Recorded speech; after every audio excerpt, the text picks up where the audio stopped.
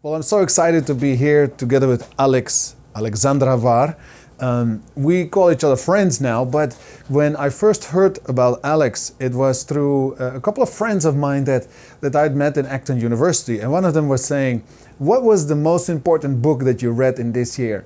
And it was Andreas, actually a Swiss friend, who was a Swiss guard of the Pope in Rome. And he said, the most important book that infected me the most was the book from Alexander Havard, which was on virtuous leadership. And of course, this got us going in the group. It was Phil Sotak, which you also probably know from the university. And so long story short, I ended up going to where Phil was, up in the north of the United States, and Alex was speaking there. And this is how we got to know each other. We sat down with Lee, also your partner in Virtuous Leadership Institute.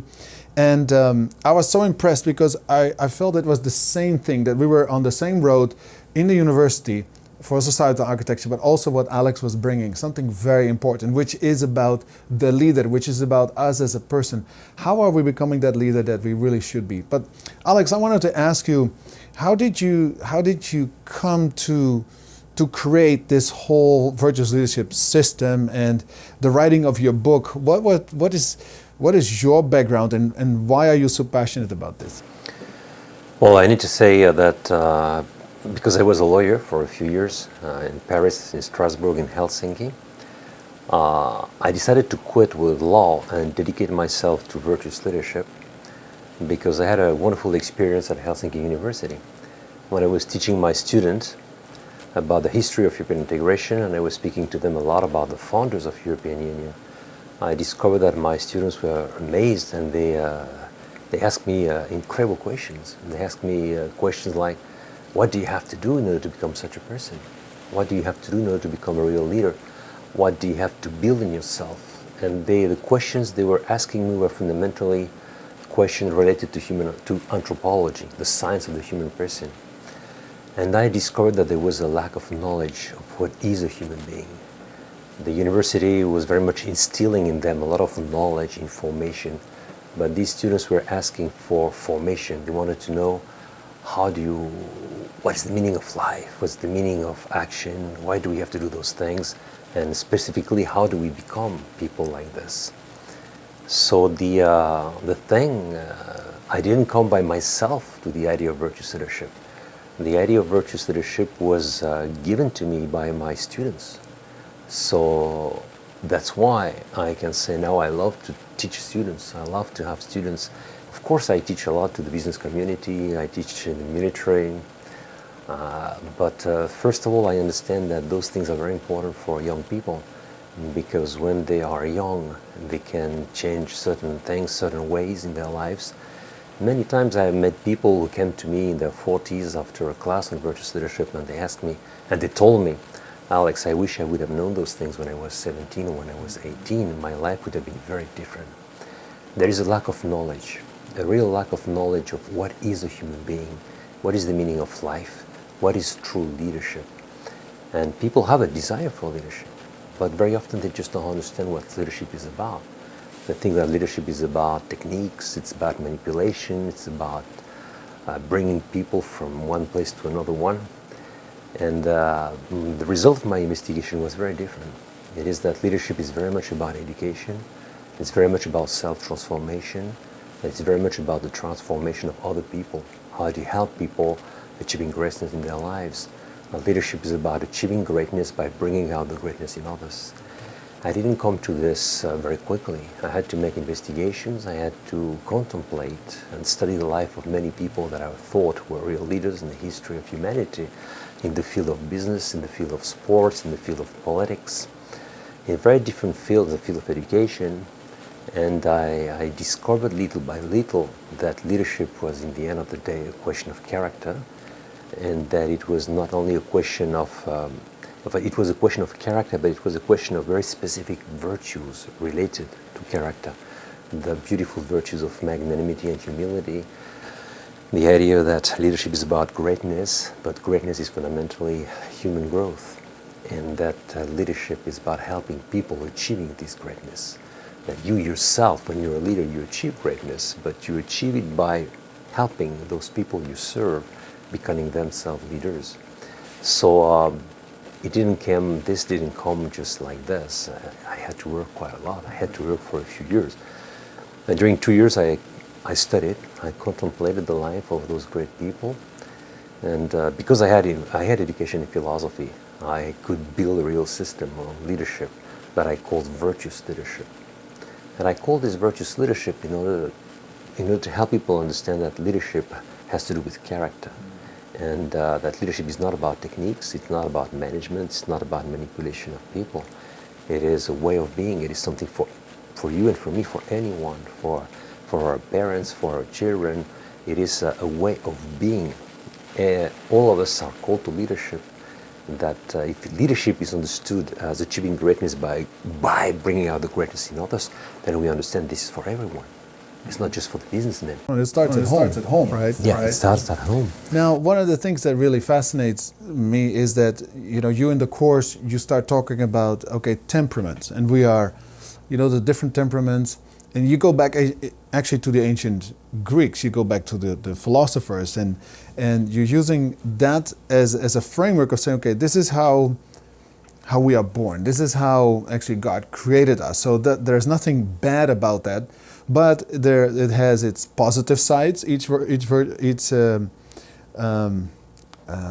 Its temperament.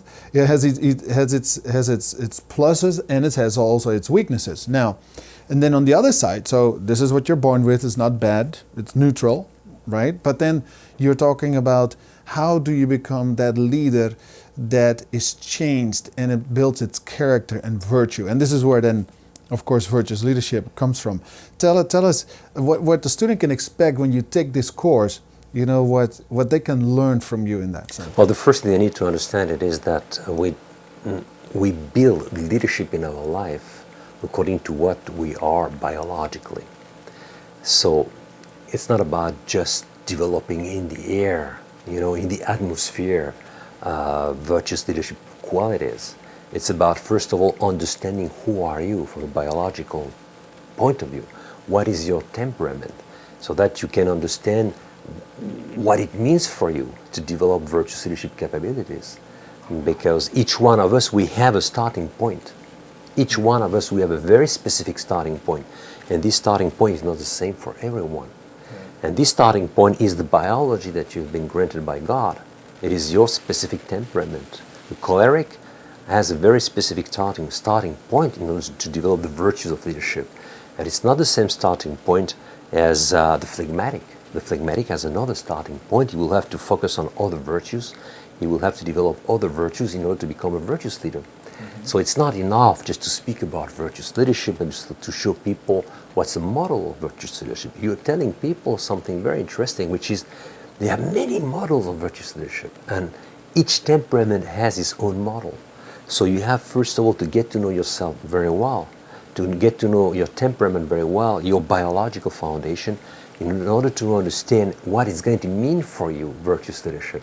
Because virtuous leadership, we have a definition of virtuous leadership. It's about achieving greatness by bringing out the greatness in others. But the starting point, I repeat, is very different because it depends on self-knowledge. What is my specific temperament? So the idea of this course is, of course, to show people, to show students, what do they have to become? But at the same time, is to show them, where are you now? What is your starting point? Self-knowledge is the first important thing in virtuous leadership. There is no virtuous leadership without self-knowledge. The second thing is self-improvement. Or I would say the first point is knowledge. To get to know that there is such a thing as temperament, there is such a thing as character, there is such a thing as virtue, there is such a thing as human excellence, and we have to understand those words, those notions, those concepts. So the first step is understanding. The second thing is understanding yourself, self-knowledge. Okay, you have those notions, you understand the language we speak, then now who am I according to those notions? And this is the self-knowledge process. And the third level is self-improvement. Because you know yourself well, you understand the way for you to improve as a human being and to improve as a leader. So there are three steps. You receive three things in the end of the day in a virtuous leadership class. You receive the necessary information to understand who you are. Then you understand who you are. And the next step is that you understand what are the things that you have to do in order to become a virtuous leader. And that the things that you have to do are not the same as what the others have to do because of the specific temperament that you have. So it's a class that is very, it's directed to each one of us. It's not a general class on virtuous leadership. It's not a general class on what it is. It's a class on what it is, who are you, what do you have to do, you yourself personally. Mm-hmm. When you're listening to me, you have to understand clearly, I'm speaking to you, to a man or a woman that has a very specific biological foundation. Another thing I really like also is that true leadership is to bring out the greatness in others.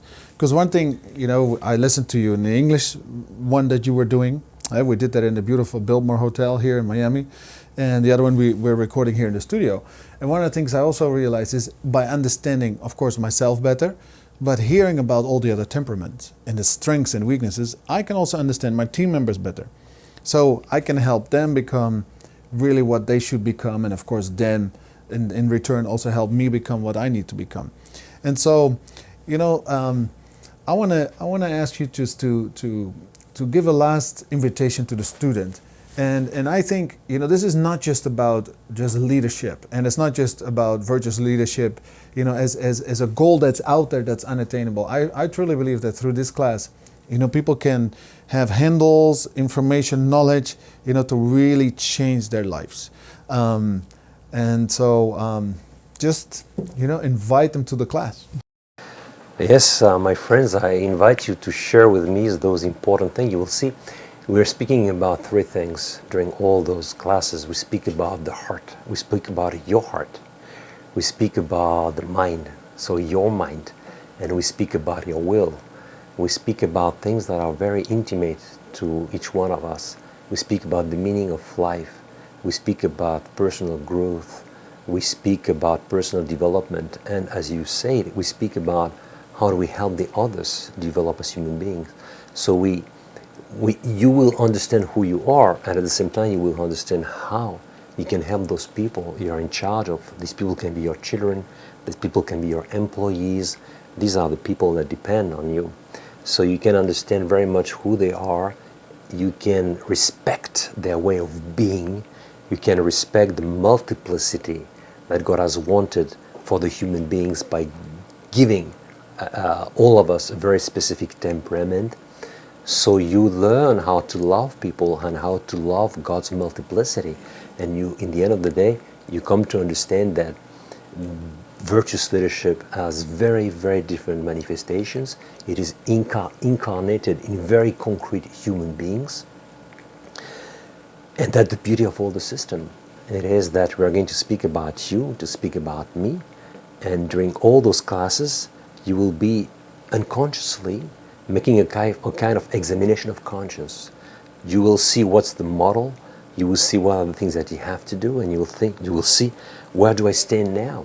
So you will feel that we're speaking very much about you, not about the kind of person that doesn't exist.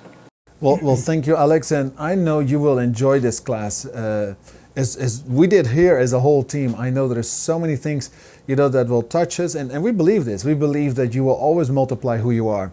And that's why it's so important to understand who you are. Of course, in our context also to see how God specifically made you, and that the crisis of leadership in the world can really be shifted, can really change, I believe, when people become, when leaders start to understand that true leadership is only leadership that's virtuous leadership. And so I hope you will join the class, and we're up for a really, really good time. See you in class.